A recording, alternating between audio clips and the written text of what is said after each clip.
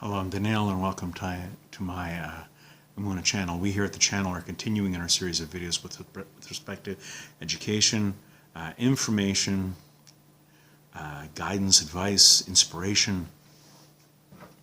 And I was talking in a previous video with respect to Rabbi Yechezkel Levenstein and the concept of Musar and ethics and developing positive personal character traits. And here we have an intersection of Rabbi Yechezkel Levenstein and a very perceptive young lady who approached me this past Hanukkah and said to me, "You're always going on about developing, personal characteristics and positive character traits and midos and all this stuff. And how come it never says in the Torah to do that?"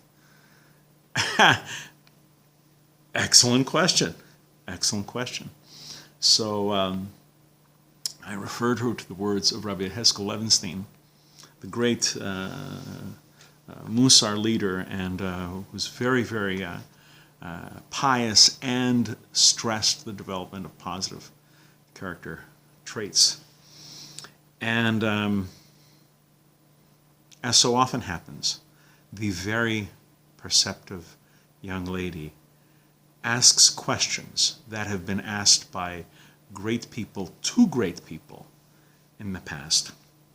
Why doesn't the Torah specifically mention the obligation to develop positive personality, positive qualities, positive traits? Rabbi Yechezkel Levenstein writes, this is analogous to someone going to a tailor, asking him to make a suit, and then saying, "Oh, by the way, you need to make it out of fabric."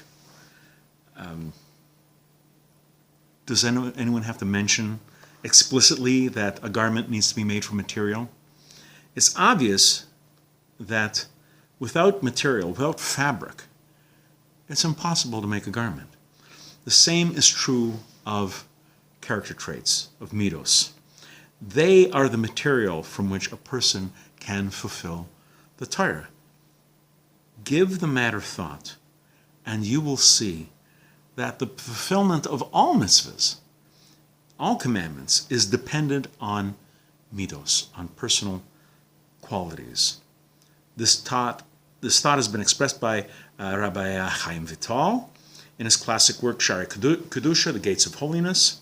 The Torah did not explicitly obligate to work on character traits because the Torah's entire fulfillment is dependent on one's traits. Your level of Torah observance is directly connected to the level of your traits.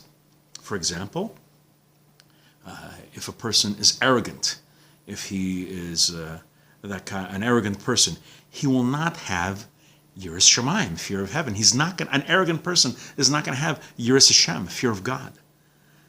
He feels that he is the center of the universe and will be unwilling to accept any other authority over his own. Those of you who know people like this, you know exactly what I'm talking about. Arrogance is in and of itself a contradiction to the love of the Creator, to the love of the Almighty. We're going to be doing more videos along these lines.